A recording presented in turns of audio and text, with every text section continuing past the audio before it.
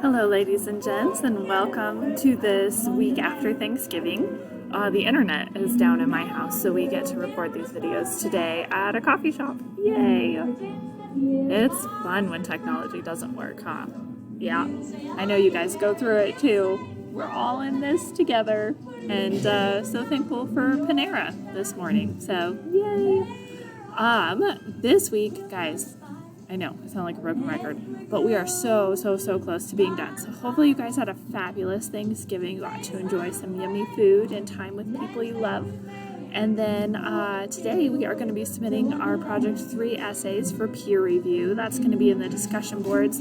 Same process as with Project 1 and Project 2. You're just going to upload your draft to the discussion board. Respond to the person directly below you using the feedback sheet, and then upload that feedback sheet as a reply to your partner's post. Easy peasy lemon squeezy, huh? And then you're going to be working on revising your essay. This week we have our annotated bibliography due on Wednesday. We talked about this in a lot of detail last week. So if you're not sure how to complete the annotated bibliography, please watch the annotated bibliography tutorial in the modules folder for Project 3, or watch last week's weekly check-in video where I talk about the annotated bibliography in a lot of detail as well.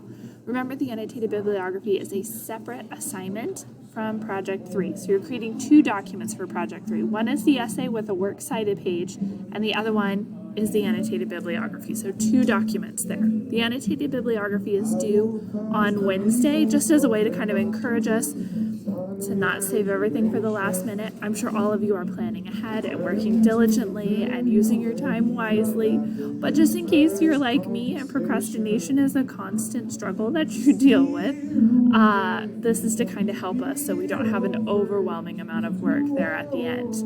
So we've got our annotated bibliography due on Wednesday. That's 3 sources with the citations and a short paragraph in a very specific format, so do make sure to check out that information in the modules tab. Then you're going to work on revising your essay some more, and the final draft of your Project 3 essay is scheduled to be on the 3rd here, but I'm actually going to move that to give us a little bit more time. So I'm moving that to Sunday night of the 5th. So you've got a little bit of extra time. And then we move into finals week, guys, and we don't have a final in this class. I know that that's going to make some of you just very sad, because you're like, I really want a final with like lots of really difficult questions and maybe like another timed essay and all this stuff.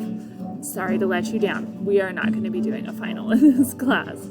However, during finals week, you will be writing a reflective letter. Now, this reflective letter is really just a page long, and I'll talk more about this in next week's video. But if you take a look at the reflective letter, it's supposed to be kind of a fun, creative way to look back at what you've learned this quarter. We're going to use some metaphors or similes to do that, and I'll talk a lot more about that next week. But think about reflecting on your experiences in English 101 as we go into finals week.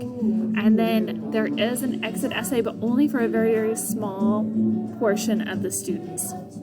So if you scored over 60% on your diagnostic essay at the beginning of the quarter, then you do not have to take the exit essay. The only people who have to take the exit essay are people who did not earn a passing score on the diagnostic essay, and I will be sending those people emails because they may not watch these videos. So if you are watching the video and you did not pass the diagnostic essay, you do need to take the exit essay. There's a whole folder in the modules tab with a tutorial, with a sample outline, and with all the things you need to be successful. If you scored over 60% though on your diagnostic essay, which I think was 30 out of 50 points, then you don't have to take this. So go check your grade, check your diagnostic essay grade. If it was lower than 30 out of 50 points, take the exit essay. If it was more than 30, don't take the exit essay. Clear as mud? Yes? Good? All right, fabulous.